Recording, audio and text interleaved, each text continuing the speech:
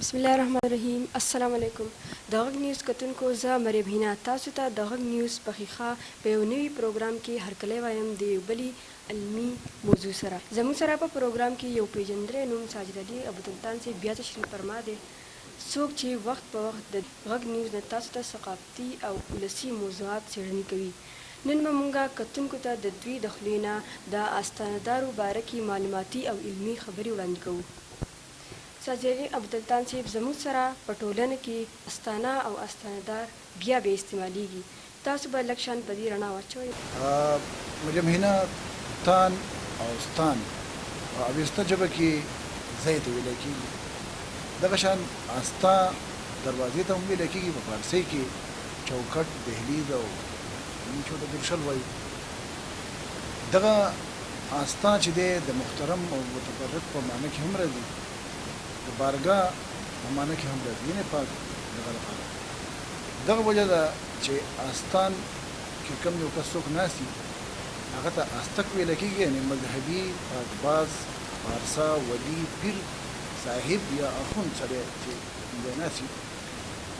استانبوس هغه سړی دی څوک دلته راځي او دغه استانې نه پرې زیات کېږي یا دغه چوکټ باندې سر وي، او دا غلام، دغه نوکر، دغه مرید او دغه خادم چې دی د دې استانې نه د استاندار د استک د علمي او روحاني فیضونه حاصلوي.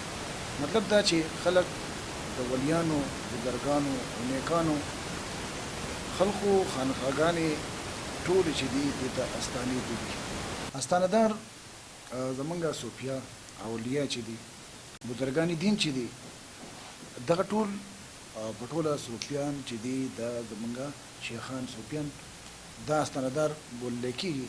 او په دې کې زموږ سره سیدان، زموږ سره صاحبزادګان دي او اخوندزادګان دي، او دغه شانتې زموږ سره صاحبزادګان، دا ټول چې دي دا په استاندارو کې راځي. صوفیان او اولیا چې دي د دې دا هغه خلک دی چې په انسانیت او په اسلام یقین ساتي، کلکه عقیده او یقین په انسانیت او په اسلام دی، افاقي سوچ لري، د نسل جغرافیه او د فرقو نه بالاتر سوچ کوي. دغه وجه وه چې د استاندارو په درشل باندې به د دوی په استانه باندې به غیر مسلمه هم کېناستل. دغه استاندارو کې د ټولو نه وړاندې به موږ نوم واخلو د سیدانو.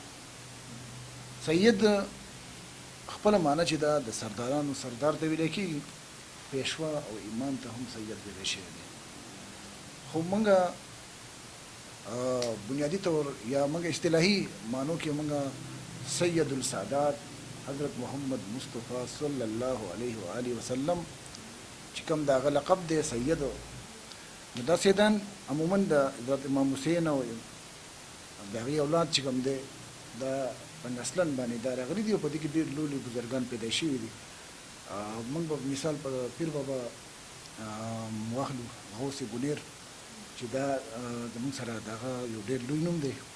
هغه دغه شانتې دي چې دي د دې په خپل مرتبه او د دې علمي مرتبې هم او د دې روحاني مرتبې هم دومره لوړې وي چې په خپله باندې دي صاحب هم جوړ شوي دي او اخون هم جوړ شوي دي. یا مخصوص نه دی دا ځکه چې په کشمیر کې د ضلع کانګړه، راجپوت، راجاګانو او د هغوی متعلقین په میا لفظ مشهور وو. کشمیر کې د راجاګانو خبره پکې راله، د راجپوتو چې دغه لفظ چې دی میا د ټاکر په ځای به استعمالېدو. د ټاکر یعنې دا لفظ چې دی دا احتراما لفظ شو. مطلب دا شو چې میا په علمي، روحاني او سیاسي حیثیت ګټلی نوم دی. او دغه ټول خلک په اصل کې استاندار دي، کوم چې بیان شو، که هغه میا دی، که هغه پیر دی، او که هغه ولی بللی کېږي، نو بلکل اخون شو.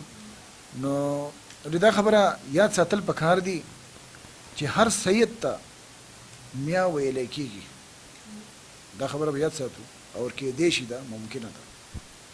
ولې هر میا سید دي شي کېدلی سیدان نیغ په نیغه په شجره راغلي دي او نور ټول استاندار اکتسابي یعنی په ریاضت او په مهنت په علمي مهنت باندې خپل یو مقام موندلی دی او دا میاګان شوي دي د غږ نیوز د راتلونکو خپرونو کتلو دپاره د غږ نیوز یوټیوب چینل سبسکرایب کړئ.